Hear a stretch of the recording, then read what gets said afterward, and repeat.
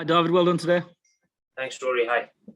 Um, I just wonder if this is a bit beyond your wildest dreams, really, for your Test comeback. 70 runs for yourself, a 350-run lead nearly. This has got to be beyond your expectations, hasn't it?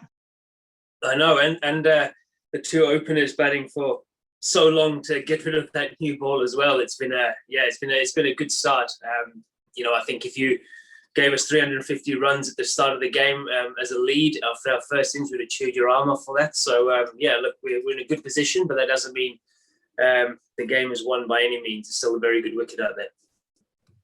How much did you enjoy your partnership with Joe today? Obviously, a guy who's absolutely on the top of his game and possibly even a better player than when you left him in 2018.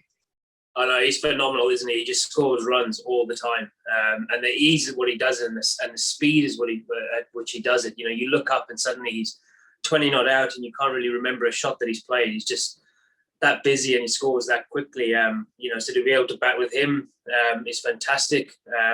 He's led from the front again, as he's done in the Test series so far. So all credit needs to go to him after what the two openers did to set it up for myself and for Ruti and for the rest of the team. He's obviously been in this rich vein of form with 6 centuries in 2021.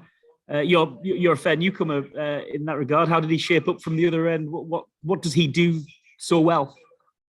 He moves his feet so well. His ball position where he hits the ball is so good. He hits the ball so much later than most people.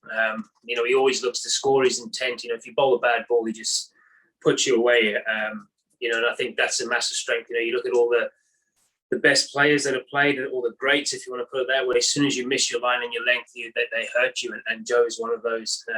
It's great to watch on the other end. It's great to have the best seat in the house when he does play as well as he does there. Hi, David. Just a bit on the sort of game situation. Would the plan be to kind of forge ahead tomorrow, bat for as long as you can? I hope so. I'm obviously not part of those discussions, but I would be very surprised if we declared overnight. That as many runs as we can get here as possible would be probably be the ideal situation, and then we'd be able to put them under pressure with scoreboard pressure and some fields, and be as attacking as we can. But look, it is still a very good wicket out there. Hopefully, the longer we bat on that, the more wear and tear can be on that wicket.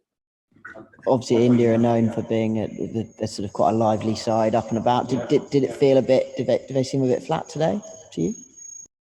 I wouldn't say that. They absolutely ran in and tried their absolute socks off. The wicket changed massively from the first day. From the first probably hour when they were batting to when we were batting. So I wouldn't say they were flat at all. I thought they ran in really hard and they asked a lot of questions and probably just weren't helped as much by this wicket as what probably the other wickets did in the series.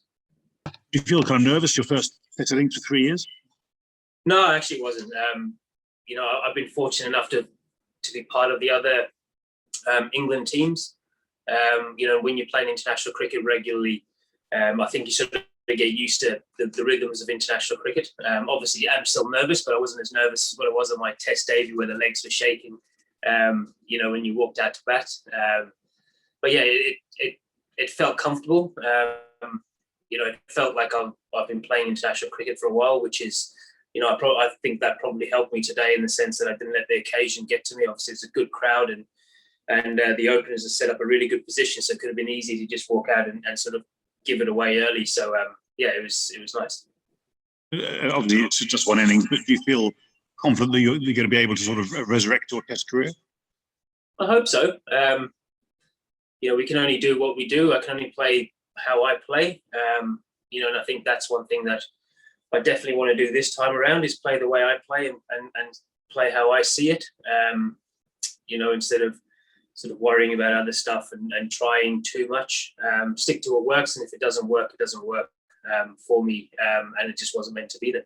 Hi, David. 70 is obviously a great start on your comeback. Was there any sense at all of runs left out in the middle, sort of little leg side tickle just before tea?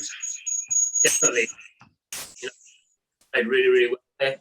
To get 70 and get out, obviously disappointing. I felt like I probably missed out on a big one there, which is disappointing. You don't really get those opportunities too often on wickets that play that well, you know, and getting to 70, you know, it's a disappointing to get out. Definitely felt like I left a few out there getting out the way I did. Did you know you'd hit it?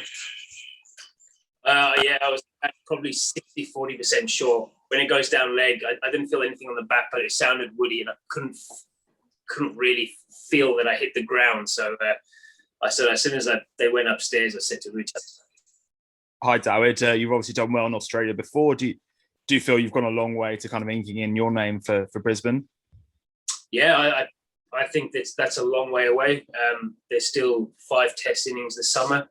If I get selected for those, you know, and I think that would probably do a lot to getting you on the plane. I don't think there's any guarantees of who's going to the winter. So, you know, these are 5 big innings left in this series if selected for all 5 of those to go out and show why I should be in Australia. And you've talked a bit before about just your workload and the amount of bubbles you've been in the last year or so. Do you feel ready to potentially go both to the IPL, then the T20 World Cup, and then the Ashes? Yeah, it's quite a tough schedule coming up. Obviously, the tough thing with the whole schedule is there's the only guarantee we have at the moment is IPL. We don't know if we're going to the World Cup, and we don't know if we're going to the Ashes. So it leaves us in quite a tough situation when you sort of say you give up the IPL and you don't get picked for either of the England squads. You know, then you've given up an IPL. Or if you go to the IPL and then you get selected after you've gone to the IPL, then you're sat in a bubble for 5.5 months. So it's a tricky situation at the moment, and it's a tough one at the moment. But hopefully we can get some answers and we can sort of find some time to get a rest out of these bubbles. So you're saying if sort of, you know, you're going to be pit-banging for the World Cup, you might not go to the IPL? I think all possibilities at the moment. At the moment, I've committed to the IPL, you know, and that's where I am at the moment. Nothing sort of changed at the moment, and until stuff does, then maybe we can reassess. But at the moment, I've committed to the IPL. Cheers. Well played.